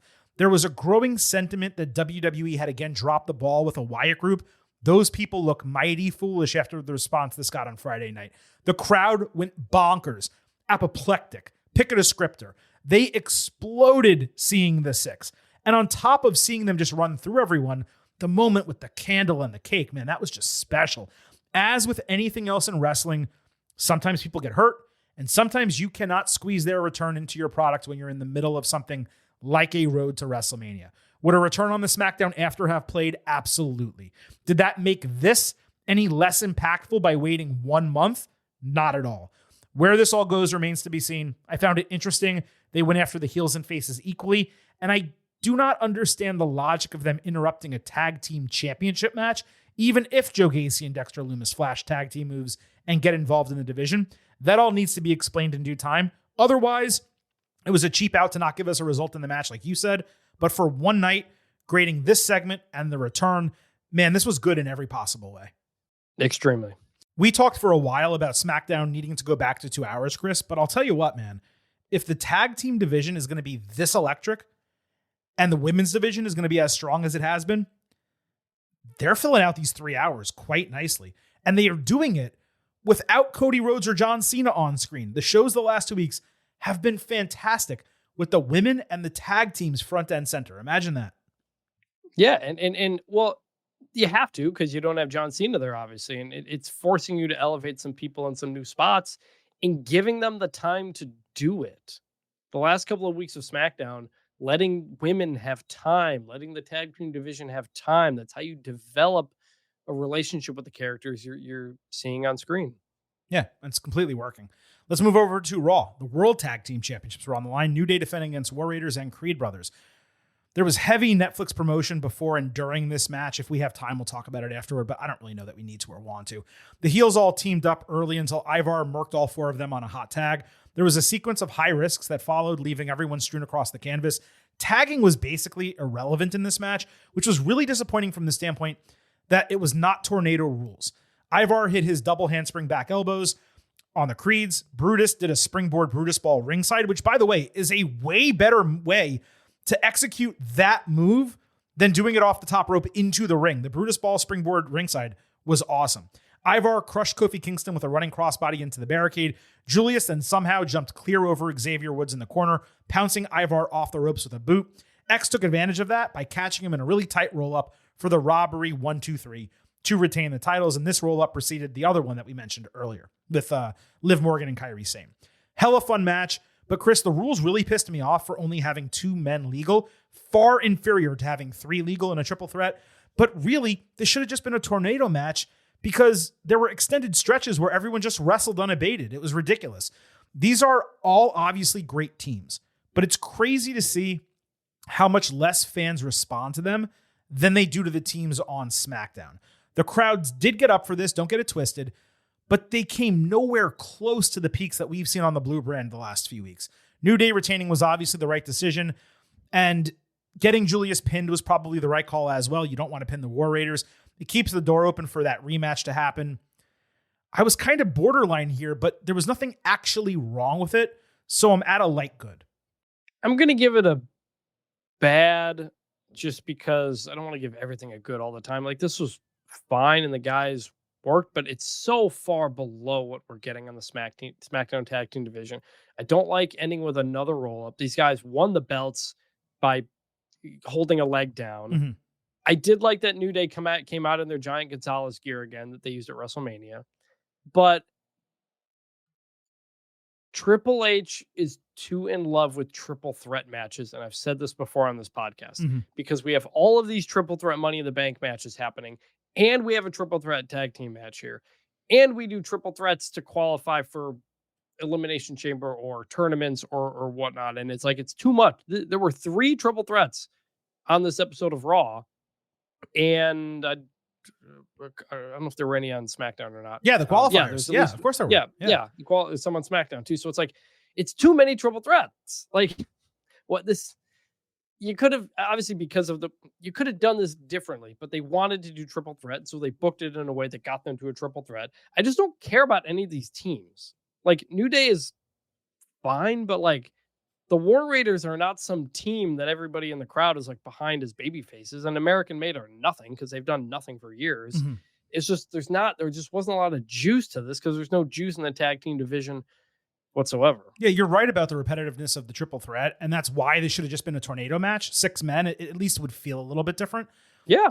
But your point about the teams is correct as well. They botched the New Day heel turn. They were rolling with it, and then they just stopped booking them. Now, there might have been reasons why, but they haven't gotten back to it being a major deal, making them despicable heels that you actively want to boo. They were getting Dominic Mysterio boos. Now they're just getting booed like regular talent.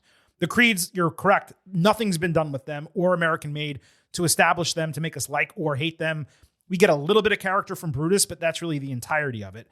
War Raiders, I disagree. I do think fans care about them, but they're just a babyface team. And that's okay if everyone else is stronger, because no one else is being booked stronger. They were kind of leading the match in terms of fan response, and the fans were popping for them. But I mean, nothing close to like they felt for Fraxium or the Street Profits or Tommaso Ciampa and Chris Sabin in the singles match, which again, those are 2 guys who are not over necessarily. And they got better reactions on SmackDown than this tag team match did on Raw. So I disagree with your grade, but I agree with a lot of your reasoning behind it. It's really more of an issue of the tag team division than this segment individually, I would say. Legado del Fantasma, they had a dinner meeting, but it was kind of more like a wine tasting. Santos Escobar said, like all families, there's occasionally fighting and bickering, but they're capable of so much more when they come together. Berto said it was a stupid pep talk, but Santos explained it was business. They will team at Worlds Collide against the best AAA has to offer in front of their people. Angel was all in. Berto was still doubting. He drank his wine without clinking glasses and left. Escobar and Angel remained confident, making it seem like they had a trick up their sleeve or something like that. My first thought was that Legado del Fantasma will extend to AAA and grow significantly in numbers, which could be a great way to utilize them and get some of that talent on WWE. But I don't know that that's actually happening. It was then announced that the competitors they will be fighting are El Hijo de Dr. Wagner Jr., Psycho Clown, and Pagano. And that's an interesting match. Wagner is someone who WWE wanted to sign last year.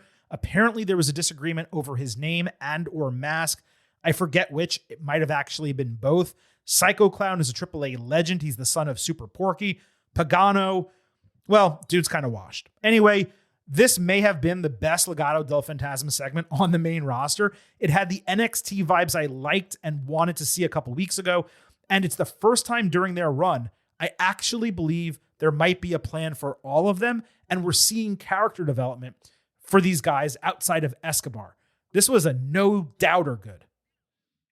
Didn't we say on this podcast like 2 or 3 weeks ago that we missed the family dinner segment? Yes, and then last week they said, let's have dinner, and then this week they did it. It was awesome. I'm so happy they did it. So, again, I don't know if they're listening to the show or not, but like, this is exactly what we were asking for. Instead of just a 1-minute backstage segment where you don't actually gain anything from them as characters, put a little bit of time and effort into it, and we will feel feelings about it. They did, and we do. I'm interested. This was good. I hate that it's only happening because of Worlds Collide, but I'm hopeful that this is now a trend going forward with them. So fingers crossed that we see a lot more Legado del Fantasma with segments like this on television. And lastly, wrapping up, Rusev straight up squashed Akira Tozawa, who got about, 10 seconds of offense.